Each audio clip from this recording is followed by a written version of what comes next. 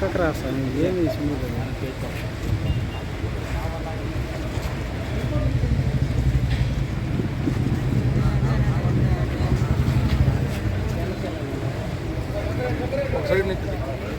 AMC తీసుకోండి, market నుంచి తీసుకోండి. దయచేసి అన్ని పంచాయతీ చేయవలసిందిగా రైతుల ఆత్మహత్యలు నివారించడం కోసం మీరు ఎప్పటికే పంచాయతీ చేయాలని చెప్పి కోరుకుంటున్నాము. అదేవిధంగా ఈ దర్యాప్తు చేసే ఎస్పీ గారు కూడా మేమంతా రిపోర్ట్స్ మేము కూడా కంప్లైంట్ ఇచ్చాము. దాడులు చేసింది మేము కాదు, దాడులు చేసిన మొట్టమొదటి దాడులు చేసిన వాళ్ళు చెప్పులు దాడులు చేశారు. దాంట్లో ఒకరు ఇద్దరు అదే చెప్పు వాళ్ళ మీద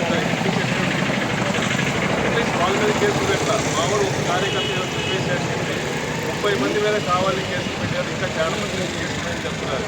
దయచేసి నిష్పక్షపాతంగా ఎవరికి ఇబ్బంది లేకుండా ఈ కార్యక్రమం వచ్చిన వాళ్ళు రైతులు ఇబ్బంది పెట్టకుండా దయచేసి పేరు దర్యాప్తు చేయాలని చెప్పి మనస్ఫూర్తిగా ఈరోజు ఇంకా అరెస్ట్ చేస్తున్నారు.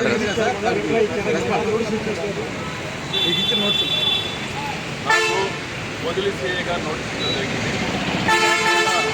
ఆల్రెడీ మేము మా లాయర్లు చెప్పి మేము నోటీస్ తయారు చేస్తున్నాము.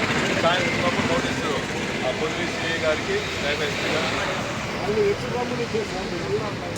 మాకు పర్టికులర్గా ఇన్ని రోజుల లోపల రిపోర్ట్ ఇవ్వమని కానీ మమ్మల్ని అటెండ్ అవ్వమని కానీ ఎక్కడ ఇవ్వలేదు. వాళ్ళు ఈ విధంగా పర్మిషన్ మీరు అప్లై చేస్తున్నారు. ఈ పర్మిషన్ వల్ల రకరకాల ఇబ్బందులు జరిగినాయి. మేము ఎక్స్ప్లెనేషన్ ఇవ్వని అడుగున్నారు. మేము ఎక్స్ప్లెనేషన్ రెడీగా ఉన్నాం. మేము ఒక ఫిర్యాదు చేసాము. దాంట్లో పొద్దుల్లో వాళ్ళు వీడియో క్లిప్పింగ్స్తో పాటు ఆధారాలతో పాటు ఇంకా రాళ్ళు వేసేవాళ్ళు వీడియో క్లిప్పింగ్స్, చెప్పులు వేసే వీడియో క్లిప్పింగ్స్ కూడా క్లియర్గా సిఐ వదిలికి పెట్టాము. ఎస్పీ గారు దృష్టికి తీసుకుపోయాము. వాళ్ళు ఎక్కడెక్కడ నిలబడున్నారో ఏ నిలబడ్డారో ఆ ఇంటికి దాడులు జరిగి కూడా నేను ఎక్స్ప్లెయిన్ చేశాను.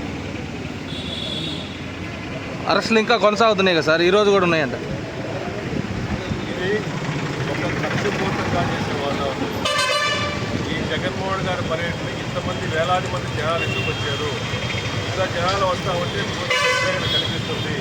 దీన్ని అణిచివేయాలని చెప్పేసి 30 మంది అరెస్ట్ చేసి 40 మంది అరెస్ట్ చేసి ప్రజాస్వామ్యంలో ప్రజల కోసం రైతుల కోసం పోరాటం చేసే వైఎస్ఆర్సీపీ కార్యకర్తల మీద నాయకుల మీద ఎన్ని కేసులు పెట్టినా మేము పోరాటానికి రెడీగా ఉన్నాము. కానీ ప్రజాస్వామ్యంలో మా బాధలు మా ఆవేదనలు రైతు సమస్యలు చెప్పే హక్కు పూర్తి హక్కు మాకుంది. అది తెలియపరచడం కోసం మీరు కేసులు పెట్టి అణిచివేయాలంటే అణిచివేయండి. ఈ ఒక రోజులో అణిచివేసిన ఎవరు అణిచిపోయే పరిస్థితి లేదు. ఇంకా ఎక్కువ పిల్లుకున్న ఉత్సాహంతో కార్యకర్తలతో పనిచేస్తారు. Thank you.